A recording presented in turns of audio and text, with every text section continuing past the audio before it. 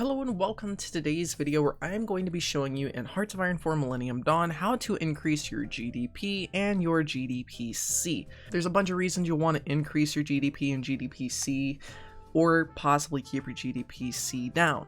So if you go under here and look, some of the things you can do with it are expand laboratories, upgrade laboratories, equipment, which both of these will actually give you more research slots, but they require GDP and GDP-C to reach a certain level.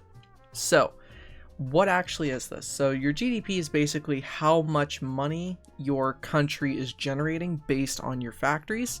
Your GDP-C is basically a way to think of your population. Now the problem with your GDP-C going up is the higher it goes, the more penalties you get, somewhat.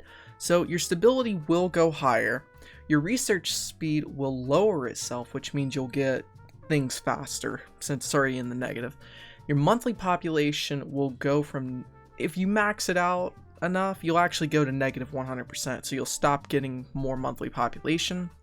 And then the construction speed will plummet. So I'm going to show y'all a little trick here. So I'm just cheating a little bit here, but to give you an idea. So just one factory alone, and we're going to go forward about a day so you can see it change. And now we can refresh this. And just one civilian factory increased it by about $20 billion. So what you would need to do is build a ton of civilian factories, office parks, whatever, to increase your capita. So really the best option is going to be your office sectors, because we saw a civilian factory increase by about 30 billion. One of these office parks increased it by about 38, closer to 40. And you notice our GDP-C went up, which, as you can see, monthly population now negative 100%, research speeds down to 11%, stability's going up a little bit, research speed's going up a little bit, but monthly population's flat now. So here's something else I've noticed people having a little bit of an issue doing. They start taking over countries and they're like, why is my economy suddenly tanking? Why am I having all these various problems? Why am I losing research slots because of my GDP? And this is why. So I'm going to go ahead and use Iran over here as an example and just go ahead and invade them. Oh, there we go. Okay. So what ends up happening is you saw our GDP a minute ago, and we're going to go ahead and take all of the territory. That's what people do most of the time. So they take the territory.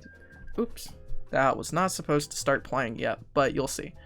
So now if we go to our economy, we're now negative $7 billion.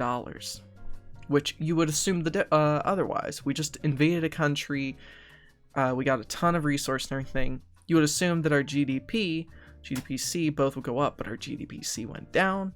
So you see our monthly population has now ballooned again, and our construction speed's gone up. So really a way to think about this, the lower your GDP-C, which means your population, the more bonuses you're gonna get.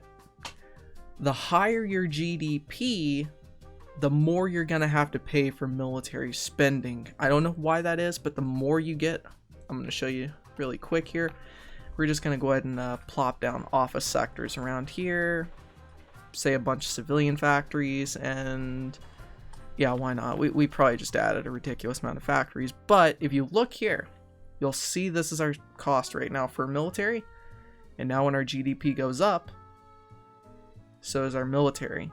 So now we're not really getting these bonuses, and our GDP went up for each person, and our construction speed went down, population went down, everything.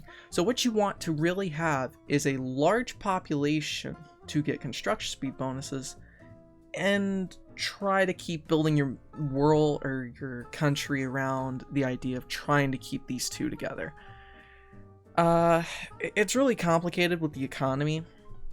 But another issue you'll have here too is whenever you start changing around the tax rate, you can see it doesn't affect this.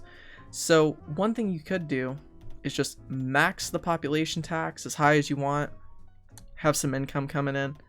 Again, made no difference. Keep your corporate tax rate low, but if you're building office parks, you're going to lose all that income anyway, and you'll get more room to build in your civilian factories. So anyway, I hope this cleared it up a little bit for you. I know it's really complicated, but again, you want to keep your GDP right around really each play style is going to be different, but really you want your GDP per capita low, so you want a lot of population and a big GDP. So anyway, I hope this video helped you out. Thank you for watching. I will see you guys next time. Stay awesome and have a great day.